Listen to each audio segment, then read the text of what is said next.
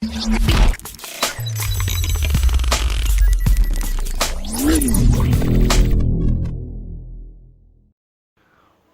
untuk memulai, beradaptasilah dengan yang baru. Jangan mudah protes, berusaha dalam berproses. Shalom, Assalamualaikum, salam sejahtera, Om Swastiastu, Namo Buddhaya, salam kebajikan.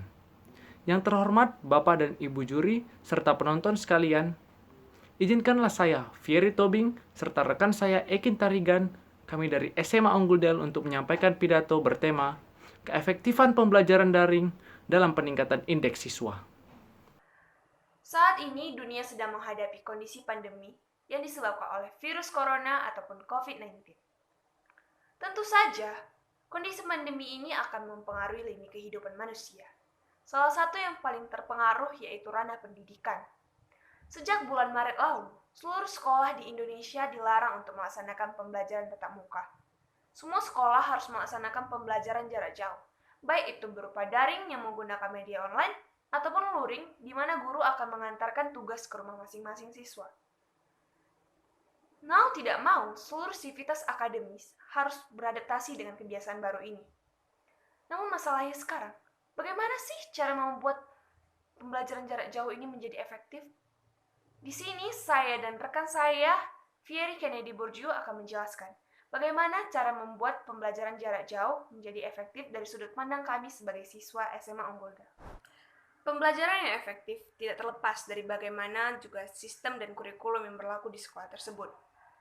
Kurikulum SMA Unggul Del dikembangkan secara mandiri, di mana akan diperhatikan juga kondisi siswa dan kondisi universal yang akan memungkinkan siswa-siswa SMA Unggul Del untuk melanjutkan pendidikan mereka di luar negeri.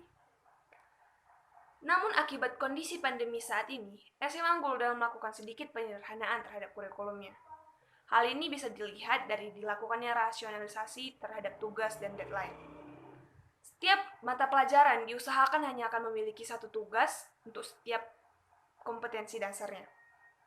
Selain rasionalisasi tugas, ada juga rasionalisasi jam pelajaran. Sewaktu pembelajaran tatap muka, sekolah dimulai pukul 7.30 sampai 4 sore. Namun ketika pembelajaran daring dimulai, sekolah dimulai pukul 7.30 dan berakhir pukul 1 siang. Adapun tujuan dari pengurangan atau rasionalisasi jam mapel ini, pertama, agar siswa tidak terlalu lama terkena paparan radiasi yang berasal dari laptop ataupun HP. Yang kedua, agar siswa memiliki lebih banyak waktu untuk mengeksplorasi sendiri tentang suatu materi.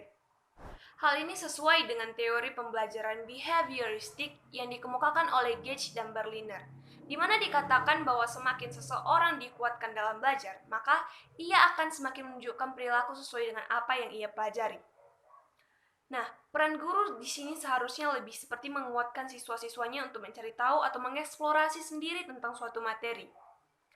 Sehingga siswa-siswa akan menunjukkan perilaku sesuai dengan apa yang ia pelajari. Ia sudah bersusah-susah payah mencari tahu suatu informasi ini, maka ia akan semakin ingin lebih mendalami materi itu.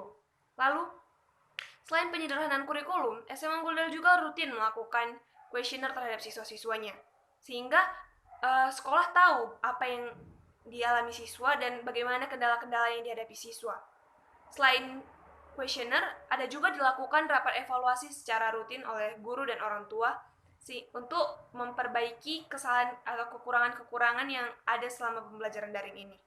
Kemudian teori kedua yang berkaitan ialah teori belajar konstruktivisme dari Piaget dan Vygotsky, di mana teori ini mengimplementasikan bahwa pengetahuan dikembangkan melalui pengalaman di lapangan.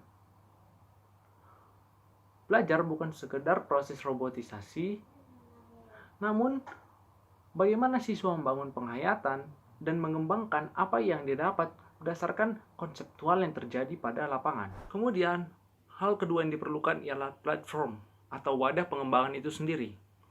Sistem SMA Unggul Del menggunakan platform Moodle sebagai wadah pengembangan utamanya. Dan sebagai alat komunikasi sekunder, SMA Unggul Del menggunakan WhatsApp Group ataupun Zoom. Nah, dalam platform Moodle itu sendiri, SMA Unggul Del menerapkan namanya sistem kehadiran. Jadi, 15 atau 10 menit sebelum pembelajaran, siswa harus mengisi absen seperti ini. Nah, Dalam sistem Moodle ini sendiri, terdapat materi-materi pembelajaran yang harus di-download oleh siswa, baik itu H-1 supaya siswa dapat mempelajarinya. Zoom ataupun WhatsApp Group Chat digunakan sebagai alat komunikasi sekunder, baik itu untuk bertanya jawab, berdiskusi, berpendapat, maupun pemaparan materi ulang yang belum tersampaikan dengan baik. Dalam WhatsApp Group Chat ini, diajarkan bagaimana nilai-nilai menyapa, berbahasa sopan santun yang baik, berpendapat yang baik, dan tidak menyela orang yang sedang berpendapat.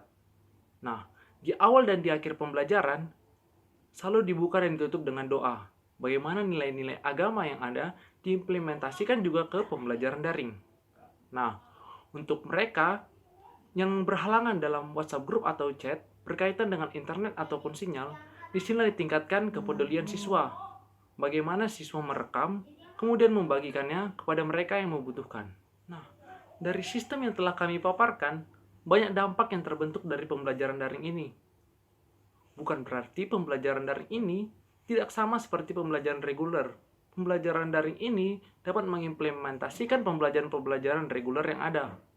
Kesimpulannya, pembelajaran daring akan berjalan efektif jika sistem dan kurikulum dapat berjalan dengan baik dan secara seimbang.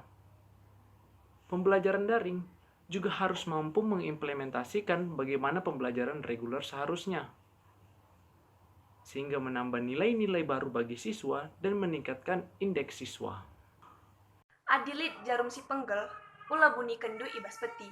Kalau ada katonan salah, usah dilapor ke polisi. Sekian penampilan dari kami. Terima kasih.